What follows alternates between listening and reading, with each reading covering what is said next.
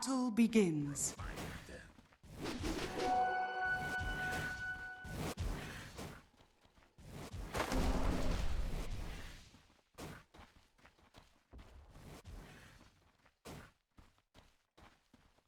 Coddle? Like, Talon are going to be hard-pressed, if they are in a timer like Moon Meander said, they're going to be hard-pressed to actually get the waves in the right position to go high ground, right? It's just going to be these elusive heroes pushing from the trees, jumping with zero commitment. And I'm curious to see how Talon handle that. I think it's interesting too, because we can go back to what I think Moon said on the panel in between game number 1 and game number 2, that he felt like the way that you beat Talon is you get 3 scaling cores and you just try and outbeat them in the late game. And it does feel like in a lot of ways that's the direction that BetBoom have gone as this series has progressed. They say, okay, we're going to come up with answers that are later and later to deal with you. But then the question is, how do you deal with the experience of Talon and the decision making that they are capable of in those late game scenarios? I still can't believe that the last game ended in the fashion that it did so quickly. Kind of wonder, you know, now going into this game number 3, if the momentum's going to stay with BetBoom, or if Talon's going to be able to revitalize themselves a bit.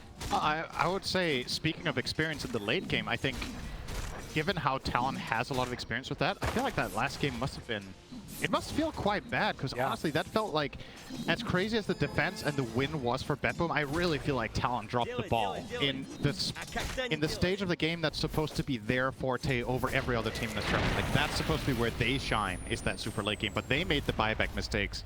They didn't have the cold veins when it mattered the most, right? So, yeah, it makes me less confident that if Talon managed to get there, that they're just going to outperform BetBoom in a super late game situation, especially because I think this is an incredibly good PL game.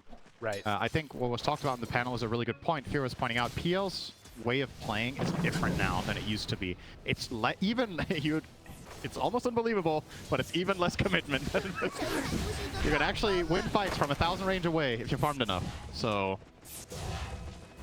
that's going to be something Talon have to solve somehow.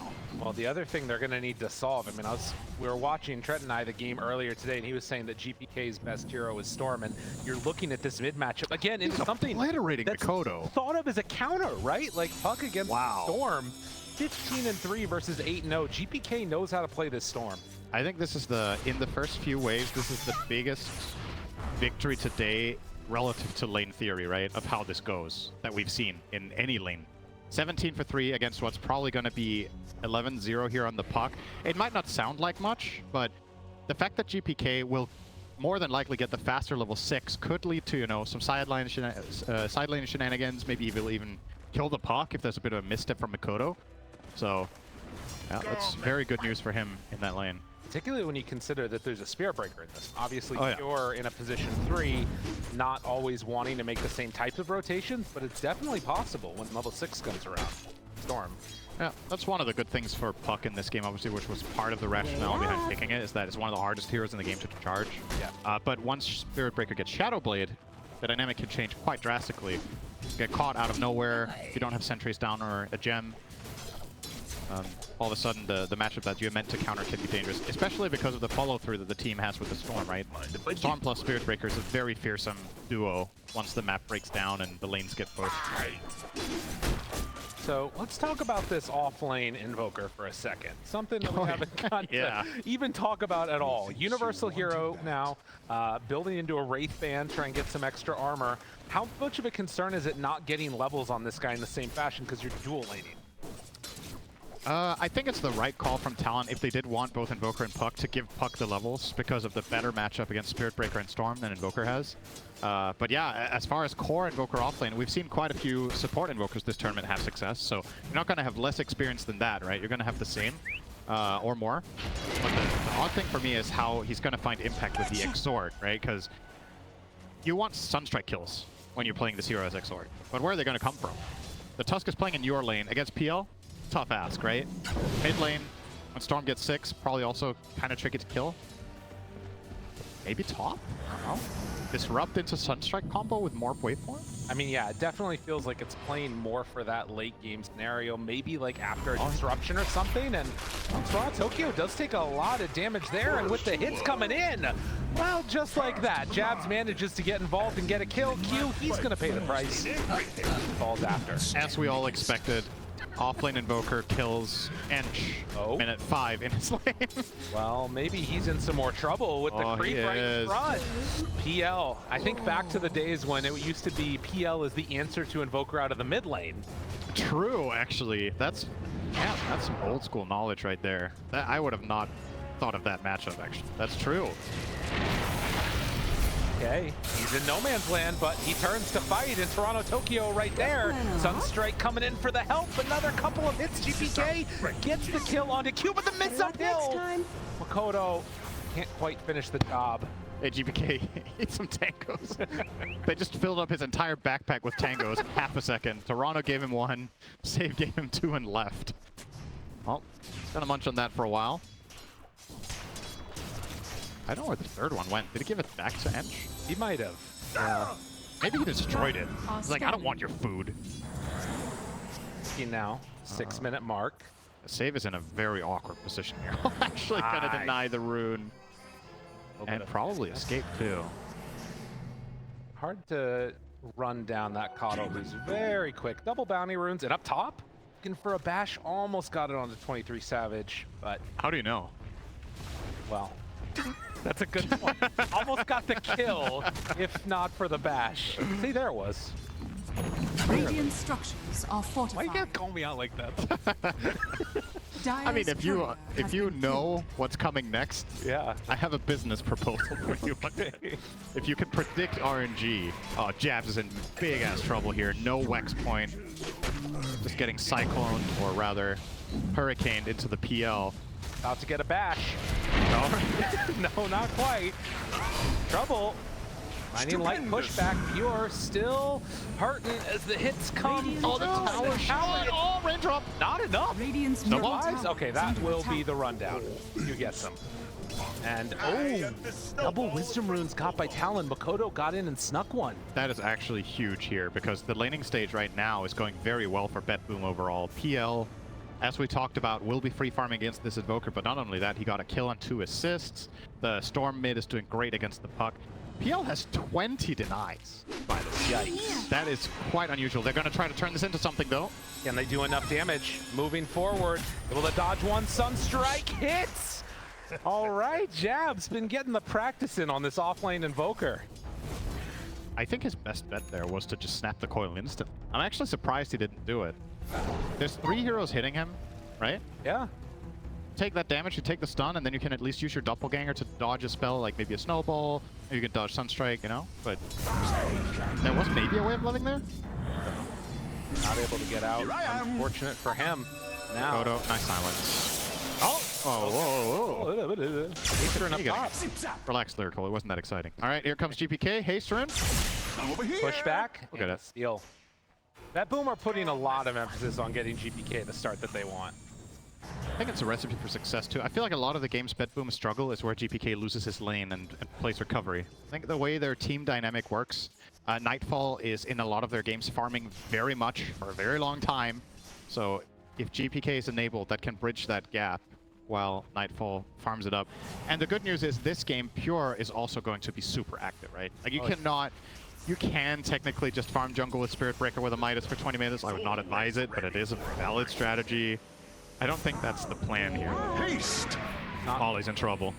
Didn't quite manage to catch him with the Illuminate Blast. The disruption will be there, and Ollie hits the deck. So making use of this haste rune, middle tower is under attack. Mentioned it, getting active with GPK, what they need to do. Likely that it on the side of Talon, I mean, who are you going to be playing with? Like the Tusk Puck, probably? Yeah, for me, the X factor here is the Sunstrike. I actually think Jabz is going to be very important with this particular spell in this game. That sets up enough there to 23 get the kill. So yeah, I mean, if he can make it happen like that, very clutch. Yeah, Tusk Puck plus Sunstrike can kill quite a few of the heroes here. Spirit Breaker, I actually think they can kill anyone at this point. They should be able to, with those 2 plus a Sunstrike. fine. And it's coming out for Nightfall. He is going to keep ramping up. Now Talon with a little bit of an aggressive maneuver here. It's difficult for them to truly pressure this tower, though TORONTOTOKYO has shown up. He's taking the Center Conqueror. Be the end of that. Well, and in the meantime, mid is sort of a back and forth, but it's up top where you're cutting waves on Pure, the creeps hitting into the tier 1 tower. This tower is eventually going to go down. Yeah. He will go Midas on the Spirit Breaker. Like I said, it is valid, but I don't think he's going to just flat out be spam farming for the next 10 minutes. I think there's good reason to look for skirmishes even while you feel like you have a good strategy with the PL just farming up. Because even making aggressive moves is also safety for Nightfall, right? It's like, yeah, best defense in this game might actually just be a strong offense, because if the enemy team is putting out fires, PL will be completely unaccounted for the next 15 minutes. Dire's top tower. And the other thing that we're seeing is that PL definitely is not going to be showing up to any type of a fight. Oh, no. He has got the Midas as well, and going straight Ags after, so not even stopping for one of those little items along the way. A very slow pace, and it is definitely going to be up to the combination of GPK on Storm pairing together with Save refilling his mana to make some stuff happen. But I don't know if he can shut down all of the heroes of Talon. Somebody is going to be getting some farm on the map for sure. Oh yeah. I mean, Talon are going to get their own. I don't think this is going to be a significant advantage for BetBoom net worth-wise. Then it's about how the lineup stays off when we're 25-30 minutes in. Because Invoker went Midas, he's going to be farming. Puck with a Witchblade is probably going to find a couple of kills, I would assume. And yeah, 23 on more. We don't really need to cover that too much. He's shown what he can do in this hero. He'll be keeping up on farm with the PL probably. Storm Force, double damage! In the meantime, GPK also content to sit here, get to where he needs to be, even with the sort of kill runes, which is maybe a little bit surprising. Gets the DD, doesn't make for any type of a play, and instead they're going to try and go onto Pure. So with this wraparound, having Dream Coil should be more than enough to find Pure as he tries to run away, not going all that fast. Yeah, Shadow Demon also very good at dealing with the Spirit Breaker.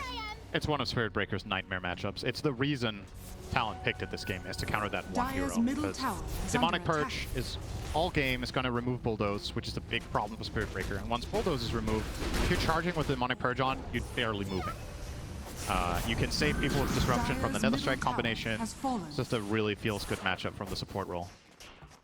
Still, despite killing that Spirit Breaker, it is a 2k gold lead now for BetBoom, getting the mid tower on GPK. Big punish. Doesn't really make that Spirit Breaker kill worth it at all when you lose that tower for it. BetBoom are also going to try to convert this into something extra. Nice scan coming out here from Talon. I mean, they smoked right in front of them. There was no way that Talon did not see that. And will be going immediately at the tier 1 tower. GPK stepping up front and center. They have a troll creep too, so this is going to go down. Yep. Talon have shown that they will let the tier 1 towers go for not a whole heck of a lot, but they do have Dream Coil back up in 5 seconds. So as they retreat, this might be a moment where BetBoom are going to have to be a little careful.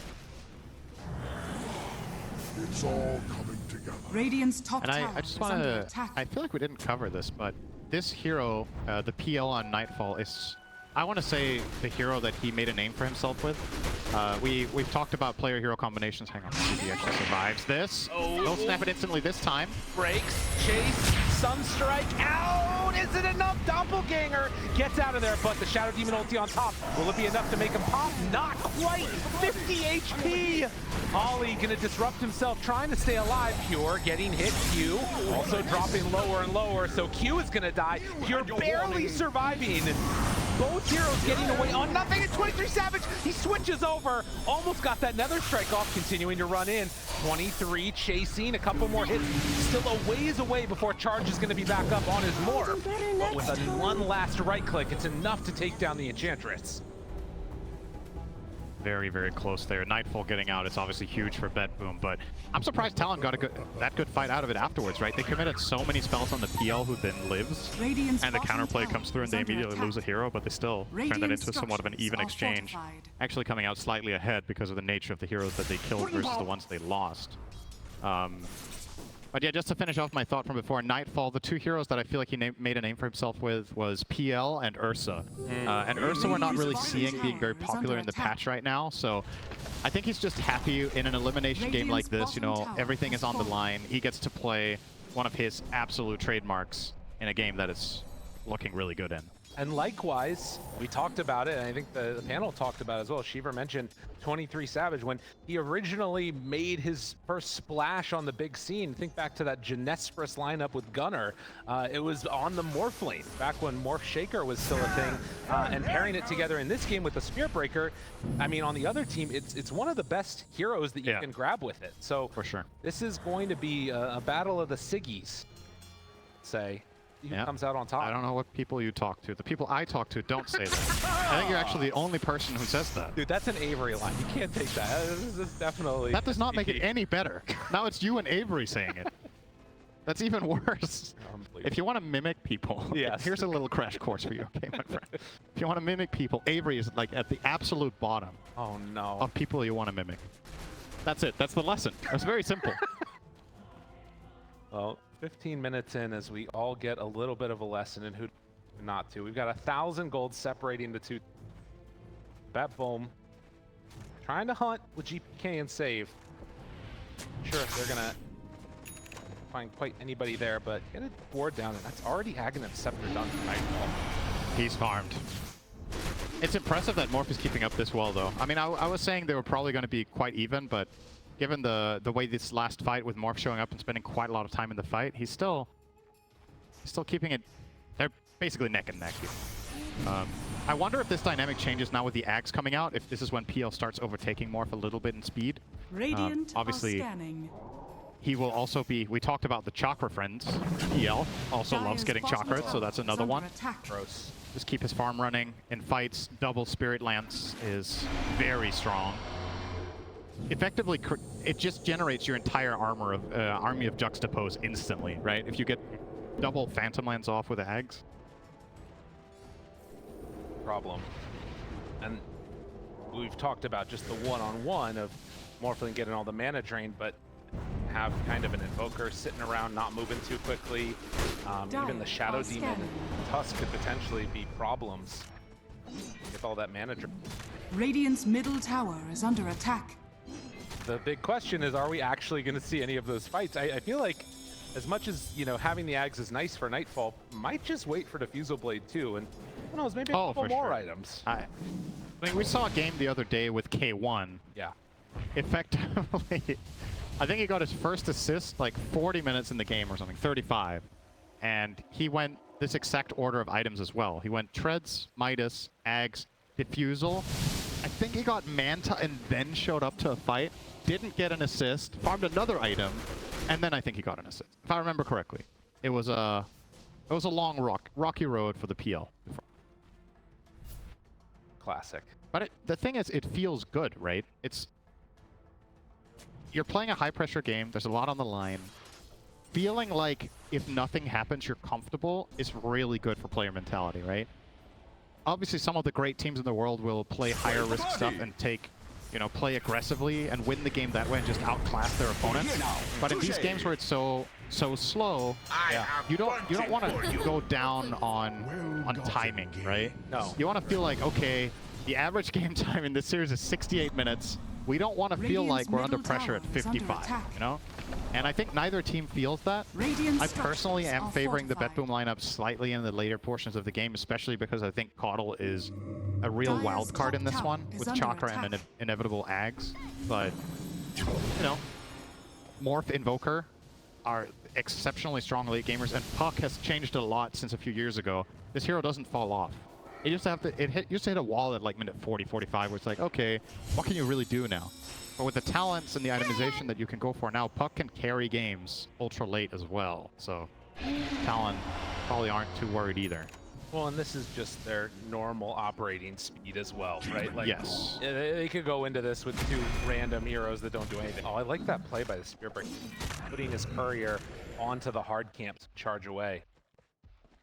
I mean, you have a lot of brain power for this if there's no fighting. Then you can use all your energy on how can I farm the most efficiently. Which, again, brings me back to game 1, where BetBoom didn't stack a single camp for their spin. You know? You're not getting over it. Dire's top I mean, tower is under what about this attack. game, you know? Yeah, Like, stack some camps for your Storm, your Spirit Breaker, you have Coddle to stack with, you have Inch Creeps to stack with, PL can farm stack. They're not putting a lot of emphasis on it, and it's kind of interesting for me to see because we have other teams in this tournament that stack the crap out of the jungle, right? Team Liquid, for example, are putting a lot of emphasis on it. Gaming Gladiators are putting a lot of emphasis on it. Those two teams are looking quite good right now, so I think maybe there's a little bit of a lesson to be learned for other teams in prioritizing that more. The slower the game gets, the more it's about economy. That's also how you bring your supports into the game better later, because they get both experience and gold for you farming ancient stacks, right? So everybody benefits from It does feel like the type of thing that, you know, will give you that little extra edge. And granted, BetBoom are still farming out a huge chunk of the map themselves. They're with a slight lead right now. Again, probably due to some of the Midases. Jabz the one with it on the side of Talon. And they're actually going to go for a smoke play themselves now on BetBoom and heading towards the area that Talon are sitting in as they go for an early Roche. Dire's Oh, this middle would be tower huge if is they under could get attack. there. They're going to realize what's going on. It seems like it. Drawing the straight line here is pure. He knows exactly what's happening. He has the Octarine Core and his Spirit Breaker. Still needs to really respect the Shadow Demon. Ollie in a very good position right now. Oh, Roche, it's not low enough to jump in. Do they have enough there? Tries to back out, able to get out of the pit for the moment. 23 low, but Jabz, he's already gone.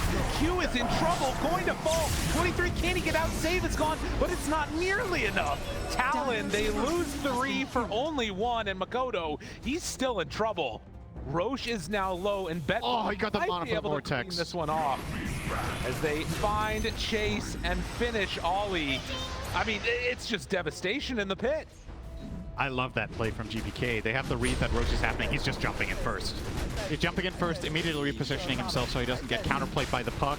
And honestly, that was a super good snowball from Q. Almost instant on the initiation to offset the initial, you know, pressure that they were putting with the Storm as well as Spirit Breaker. But the problem was, even though that snowball goes off, they can't reset, right? They have there's no exit path for the Dire lineup, and this is effectively BetBoom getting a complete freebie. That is huge. And one of the moments, too, where you think about it, none of those plays were made in game number 1 or game number 2 by Talon. They never felt compelled to make some type of pressure play as BetBoom getting close to destroying their own allies. It's about to say they've learned, but it's so close every time that I don't know. I think they're rolling like a 20-sided die every time. And if it's 5 or lower, they die. Ollie? Oh, careful there, buddy. He's solving up, and okay, 23 is going to finish it off, so Q gets the shard. No, but I think that last fight is really telling of maybe Talon's position in this game, and if they're feeling like they have to get something done earlier. You would also think they feel that way when they go Vessel on Invoker, right? Like, you're going this tempo item that's meant to kill on an Exort Invoker offlane? But then you're still just farming jungle. So is this Vessel serving a purpose? Like in that fight that they just had, if Jabz gets caught by anything, he just dies. He has no defensive item. No Force Staff, no BKB. You know, a lot of the time, Exort Invokers go Pike, and it's for a reason, right? In this game, Vessel into BKB, very delayed, very slow. And I honestly think this is starting to look very scary for Talon.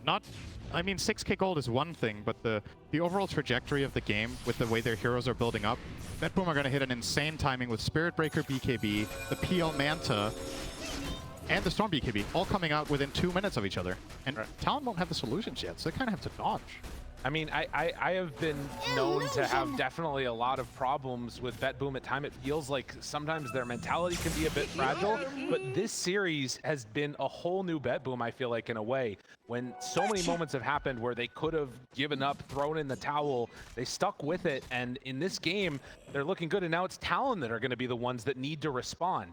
You know, you're down 6,000 gold. It was about this time that BetBoom were in a similar place last game, and they were able to take a fight that was on the opponent's side of the map, reset things a little bit. Can Talon do the same? Or are they going to feel content just trying to push this to the later stages? I think the man on your screens right now is the one who's going to have to do it. Because I think this offlane Invoker has not accomplished what it wanted to. and Mikoto's puck needs time. A lot of what makes mid puck succeed in many games and feel strong is getting a couple of kills and snowballing off that. He's 3-0 and 2, so he hasn't died, but in comparison to, he has the same net worth as Storm, but it's not translating into the same amount of teamfight impact right now, right? Like, Puck is going to have to disengage a lot. He had to buy the Yules, so a lot of his net worth is defensive in nature. The Storm BKB is a lot more aggressive than the Puck Yules, right? It's going to convert this into way more damage than the Puck probably can. And he had to buy that Yules or BKB because of the Storm Orchid. So you have to... You're itemizing to solve problems. The enemy team is itemizing to pressure you. It's essentially what's going on, right? So... Dire's yeah, top tower it is a under very tall attack. order, and the reason I'm highlighting the morph so much is that I think this game for Talon is going to come down to big plays. I don't think playing, just solid Dota is necessarily going to be enough. Somebody's going to have to pop off here, and the morphling is the guy who could do it, turning into the Spirit Break. Gotta take a chance. Yeah. Absolutely. Probably wait the Aegis out, though. It's a minute away. Dire's top Fair. tower is under I attack. guess you just concede this top tower, to be honest. Like, I like this from BetBoom a lot as well. Nightfall's alone up here, but since Talon don't have any information to go off aside from like one rogue hero showing mid, Jump in, TORONTOTOKYO, leash, Sprite tries to get away. Is it going to be enough for the kill? Yes. 23 is under control. They bring him down though. Dire's Pure top tower moves in is and under finishes attack. off the Morphling. Oh, Talon, they lose a couple on that fight and just barely managed to take down TORONTOTOKYO. He's very farmed, not an easy kill. Storm is dealing so much damage in these fights. It's quite scary, honestly. PL also getting involved there. He did leave the top tower to participate instead. Obviously paid off big time. Radiant structures are fortified.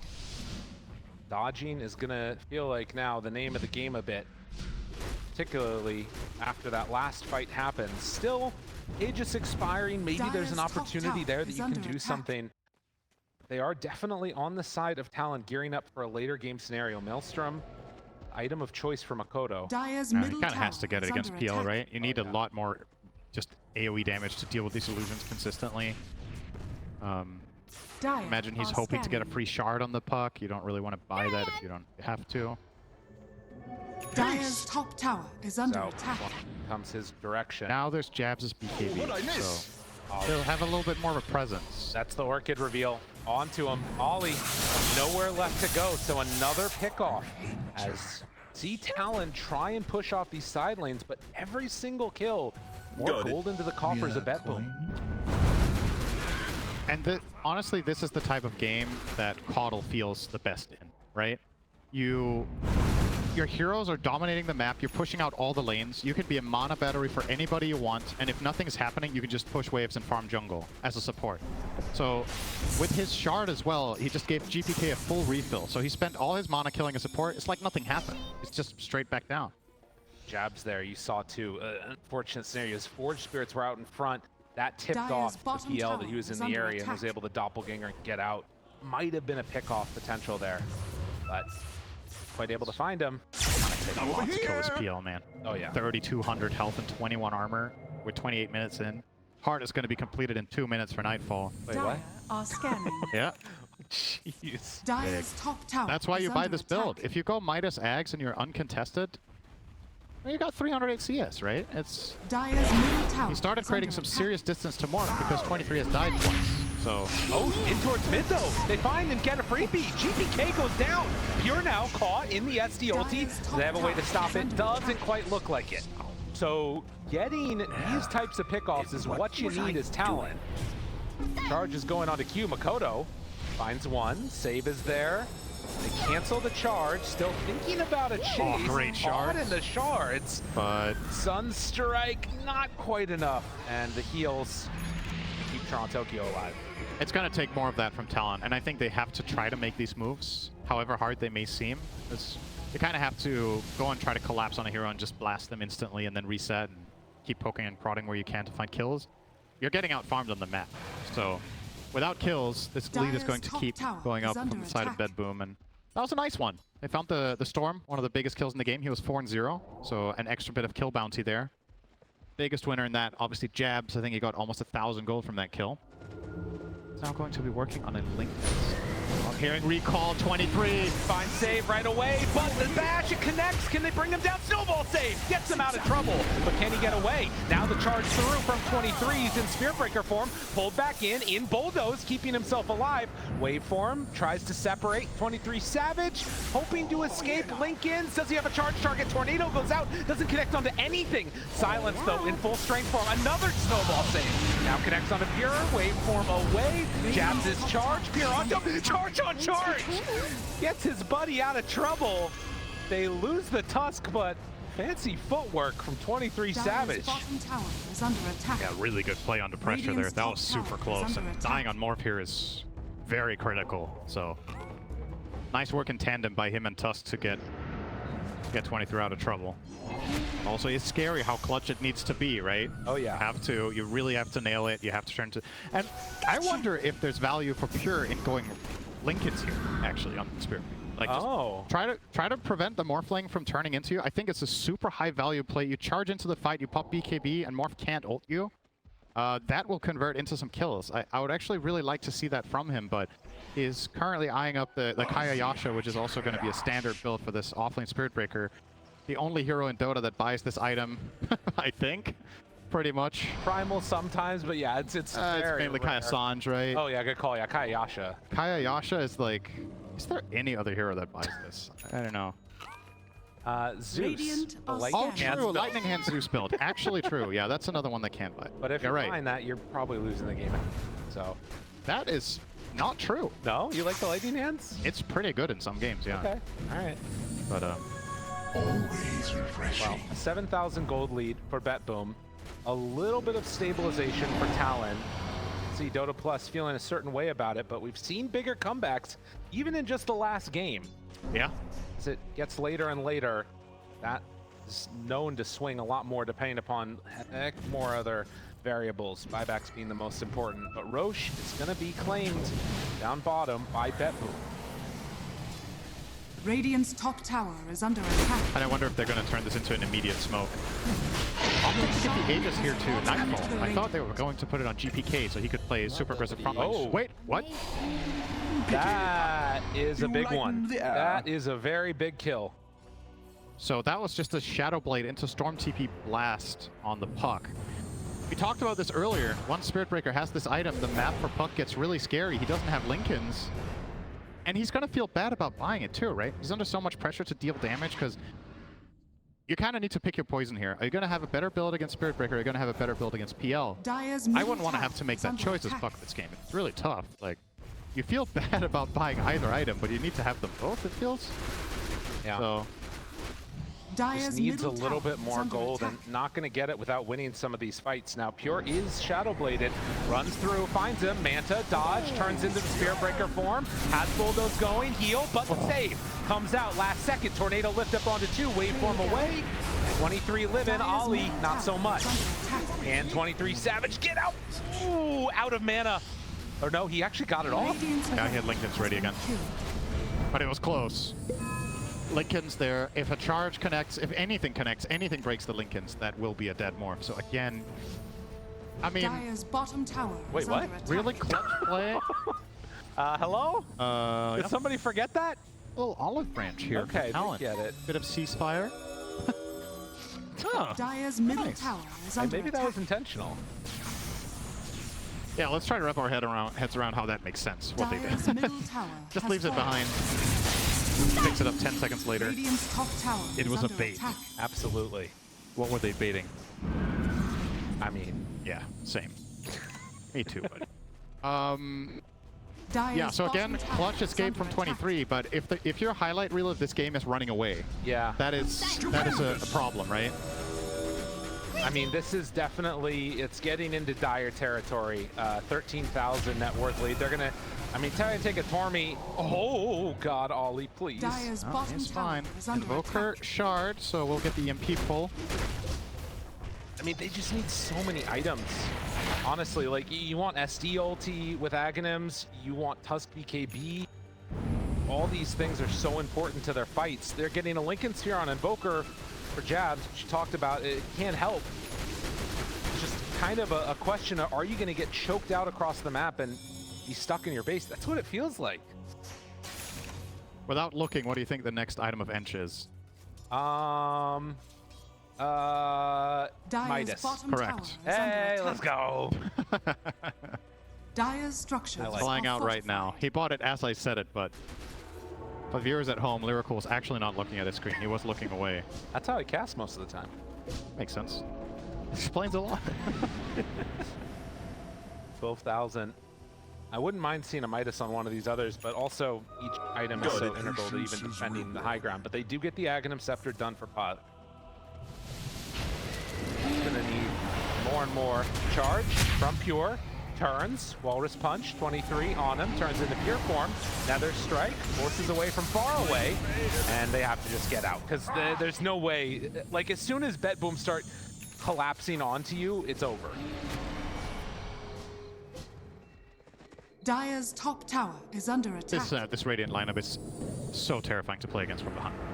The whole map is a minefield. You can get jumped, blasted, bursted.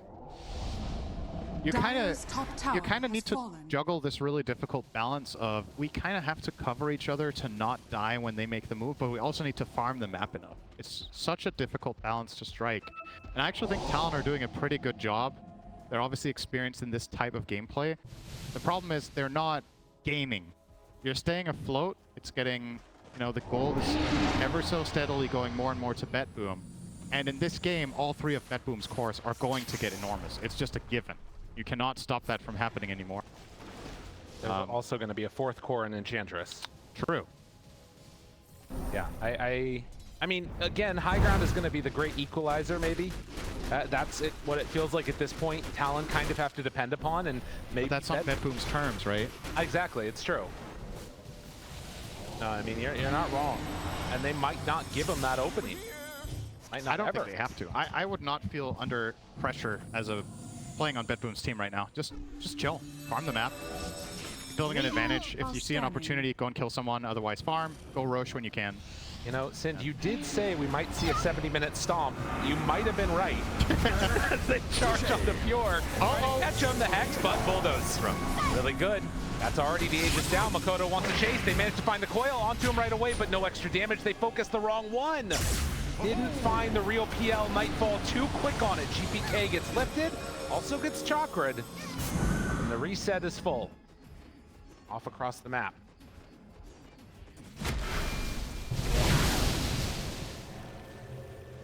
He's out. Not able to get there in time with the charge on Pure. Pure is level 24 Radiant on are scanning. He's a monster. is highest level in the game as offlane. GPK for comparison is level 20 on Storm. It's just offlane Spirit Breaker with Midas and a whole map to farm. It's 400 CS. He could go and grab the Wisdom Rune now if he wanted to. He almost has more CS than the Morphling. That is crazy. This hero Has changed. a whole lot. Yep. My goodness. It is being banned in a lot of games this TI for a reason. Completing his Lincolns now, so there it is. The one answer that at times it's felt like they've had on the side of Exactly. Talon of turning into the Spear Breaker, now that's taken away from them. He is tired of 20. Okay. That could be only... This could be only one cow in this town. The OG cow. Ready with the taunt, ready with the bodying powerfulness of it. 4,000 HP. Continues to just eat up every wave. And Talon, now they are going to make a move across the map here. But the waves are pushing in. They might see Pure, but you don't really want to go onto the Space Cow. Dire are scanning.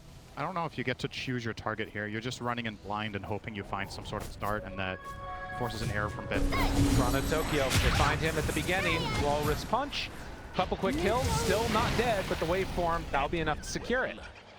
Talon managed to get on the board for what feels like the first time in a very long time. Let's see what their last kill was. It's all the red dots down there, all the Yeah. few of them. They killed a courier, and a Nice. ward, and another one. Well, they killed GPK's Invoker minute 28, so it's been 10 minutes. Trying to Talon are dodge. back, baby. Killed the Ench. Doing what they can.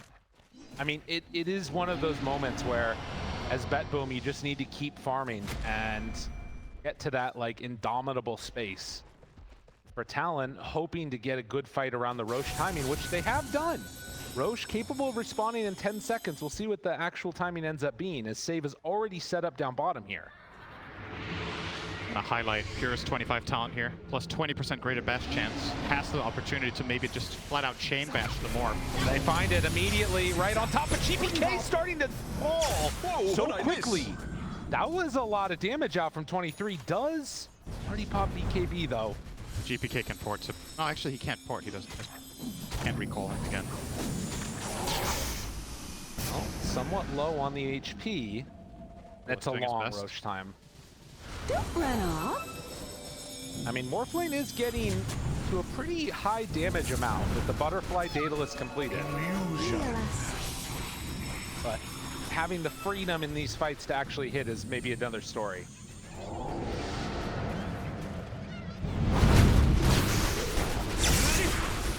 I guess that's the other thing, is that eventually Morph can turn a PL too. PL can get a link. Not out of the question for this game, to be honest. I mean, is it worth it over, say, a Flutter? Jump. Oh, find him. Hey! Pull back. Snowball save. Onto creeps, onto illusions. Wants to back out. Jabz throws out the meteor. Q backs away in his BKB. Tornado to cover. TORONTOTOKYO throwing some impetus shots, hitting from far away. Q Walrus Punch is dead. Now the rest of Talon need to find their way out of this fight. Charge through onto 2, wants to get onto save, gets him, waveform through, that's a snipe. That one is hard to deal with. They managed to find a kill, but do they have anything after? Gem still on the deck. Charge, 23 Savage finds him.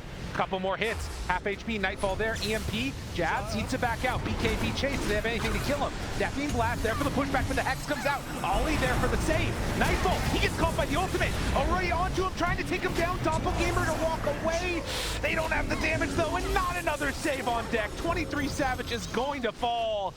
BetBoom, it's just easier for them. Radiant's middle tower is under attack. I was really surprised Talon went for that play. They don't have their Tusk there. That's been 23's savior like 5 fights in a row. The defensive snowball not present. He flat out just commits everything, waveforms in and starts going on the PL, who's obviously going to Doppelganger reset there. And you're out of tools to play defensively on your Morphling. You get cornered, you get killed. That is going to cost them dearly. Roche will also be going the way of BetBoom. There's absolutely no way you can test this without your Morphling alive. Respawning in 5 seconds. Nightfall now getting 25 Talon as well. So now his Doppelganger cooldown is 5.3 seconds with the Spell Prism. Well, if there's any slight silver lining for Talon, it's that it was an extra 15 seconds they had to wait on the Roche to spawn, which might give them enough time on Talon for Morphling to be back up. But again, if you're BetBoom, I don't know if you have to go high ground again. Radiant are scanning. Farm it up if they feel so inclined. But also, BetBoom, it's been a long day for them. They had to play earlier today in the opening matchups. We'll see if they maybe feel the need to try and push this tempo and take to high ground earlier. How much adrenaline do you have? I know, right? How the depot's running low. They have been playing Dota for a very long time. Yeah. What time do they start? 10 a.m. start. Hex out, catches Q. GPK, couple more hits. BKB, Fish Punch. The charge is going to be there and does have the snowball. Waiting for the blink away. Tries to get out, but no such luck. They're drawing the line for the high ground push. There's a couple of ways of going about this. You can go super aggressive and utilize your Aegis and Cheese to start diving heroes in the base, or you can let PL poke and prod, take the tower with 1,000 cuts, see which one is their preferred method. I genuinely think in this situation, with the advantage they have, this is the kind of fight where BetBoom will actually not struggle that hard to go high ground. I think Talon's chance of defending here is so slim. As long as Nightfall can play like this, you're going to keep Illuminated healing him, it's going to keep poking the tower, he has the heart. So if you want to kill the PL, it needs to be a full-on commit. But his Doppelganger cooldown is 5 seconds. Oh yeah. So how do you find that commitment? It's not easy. will get the meteors down. Does a little bit of damage there. Disruption now turning onto GPK with the PL illusions. Those die. Mikoto with Lincoln's on him. Still sitting back, sitting pretty. Tusk back up in 5 seconds. BetBoom, do they stick around? Nightfall is barely being tickled. They're going to start to try and build up the shadow poisons, but the slow, steady burn that's not really doing that much. And honestly, Pure is just on the other side of the map. Nightfall, too strong, too hard to deal with. It's just going to finish off that range racks, and they might just go for more. Talon, you need to come up with an answer. They got to do something here. Gotta find an answer. And Doppelganger, they even enchant the PL illusion. GPK thought about a jump, trying to bait something out. 3 Savage, still not anything online to really deal with this type of pressure. They have charge at the ready. They have so many different ways to get offensive on BetBoom. But the slow, steady burn down, they have to go finally. There's the punch, finding the backline. GPK with a cheese to get it off. Will it be enough? Barely able to escape. TORONTOTOKYO is gonna die. Q under fire, has buyback. Now 23 Savage onto 1, still waiting with the Alacrity and everything else. It looks okay. They do have a cold snap, but you just can't go in. That was about as good of a jump as it's going to get. You got 2 heroes caught immediately by the Puck Tusk combo and a huge amount of burst, but GPK just barely gets off the cheese, and at that point that fight is not going to go your way anymore. Forcing out the Q buyback. BetBoom are going to chill. Their Aegis still has 2 minutes left on it, so when TORONTOTOKYO spawns, they still have a good minute of sieging if they want to. And obviously they don't have any concerns about the waves, because guess what? Spirit Breaker, Storm, and Caudle will always be able to take care of the map. We need to come up with an answer for Spirit Breaker, okay? He's about to pass the PL in terms of CSing and everything. This is a whole new world of absurdity that we've been blessed with for a while now. Pure is a monster. Although he is running into the middle of the base there. You probably should call that one off. It's the real test. Can you commit into 5 heroes and live? Honestly, I think he can if he pops all his stuff. Has Refresher too, like, yep. Whatever, he can do whatever he wants. Siege round 2. Nightfall has double damage, but it's gonna let the illusions do the job. No need to commit his real hero. Step by step. I mean, he's probably never getting the melee barracks. Like, you could get the rain. Melee are gonna out-regen it. Mantra of never go high ground is strong, but will it be strong enough to finally punish them here? They have the real PL in. The Spirit Breaker not showing on the wave. EMP, connection. Q, ooh, wanted that punch. Can't quite get it. Still, the buildings are falling. I mean, Nightfall can do this. He's just up front and center. 30 seconds left on this Aegis. They need something, anything, but they are not going to get it. A second lane of racks is going to be claimed as BetBoom. Dominant control further of this game, and even going to move forward for the next one. Surely Talon have to stop it here. They have to make some type of a play. They will go for the disruption. Doppelganger take over the illusion. Get into the real Nightfall. Mikoto trying to stop it. They are doing nothing to this hero, though. And just like that, I mean, you can see Jabz is on the other side of the map right now, finishing off his Hex.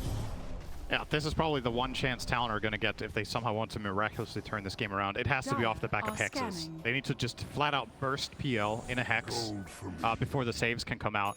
They don't have any truly natural save on BetBoom's side, like a Hard Dispel or anything of that sort. They have Glimmer Cape and Force Staff on Caudle, though.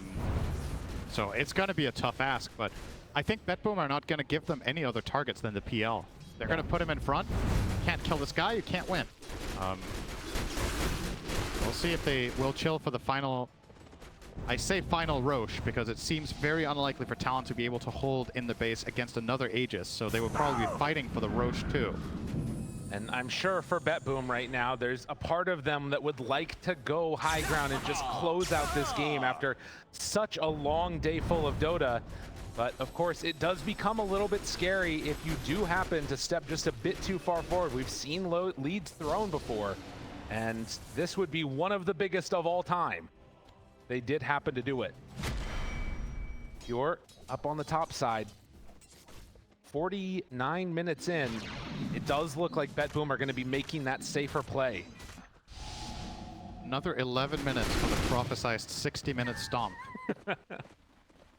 See if it happens. If Talon can hold out that long, it's a tough ask. The disadvantages are mounting every minute.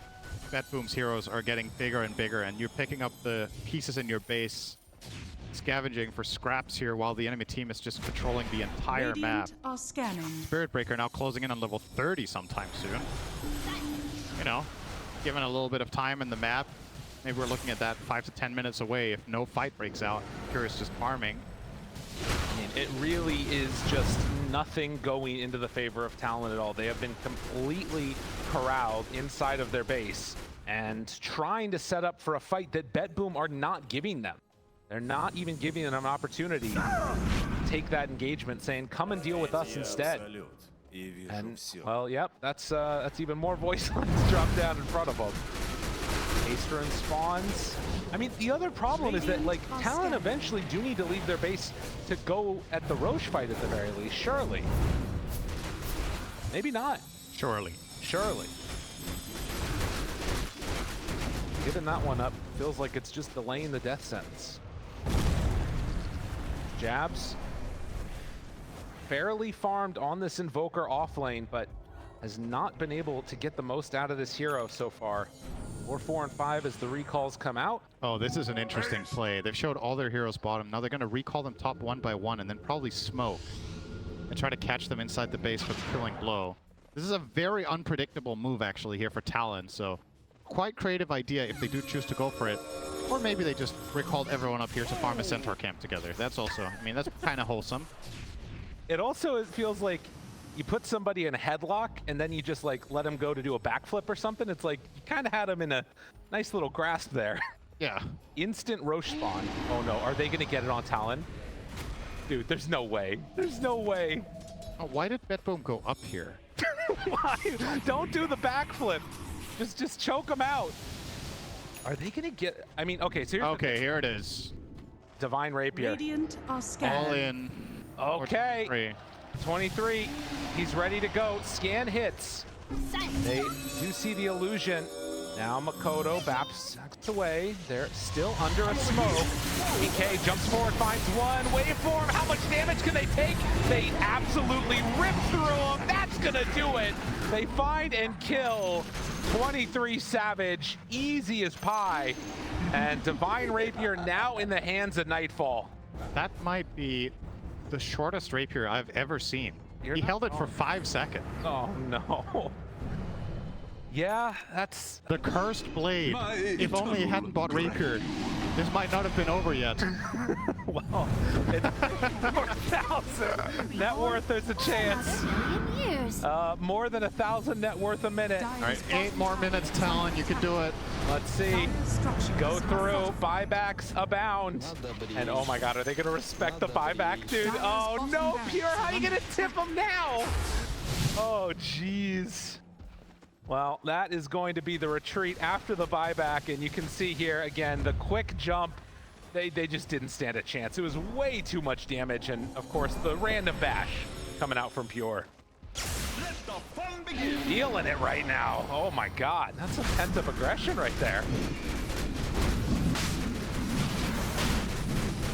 So, Rapier in hands. This is why we only buy the sturdiest tables for TI, by the way.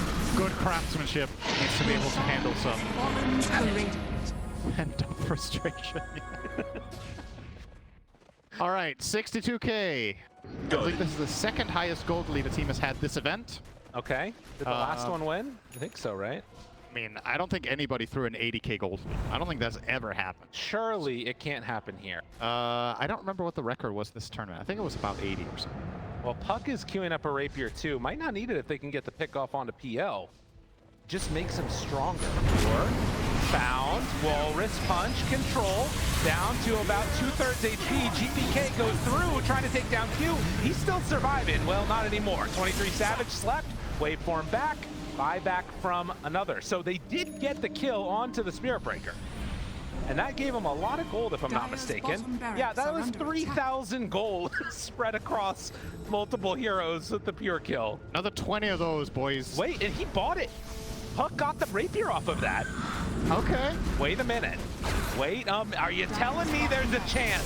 The Hex, the bash, the control, the walrus punch, the stun. Where's the damage zone? Where's the puck? They don't quite have it. He's not going to be able to quite do enough. Mikoto goes down. That is the buyback. 23 Savage hoping for anything, but there is nothing left.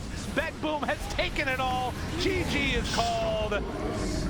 Cinder, and you were right. The 54-minute stomp, it can't be stopped. Yeah, an 80K lead to finish it off for BetBoom. I mean, in reality, when you look back at this game, the last 35, 40 minutes, Talon just couldn't find anything on the map, right? All their lanes are pushed in all the time. Every time they try to make a move, BetBoom are ready. They're counterplaying them. They're out farming them. They're getting the Roches. You know, ultimately, it's for Talon, the game you got to look at here.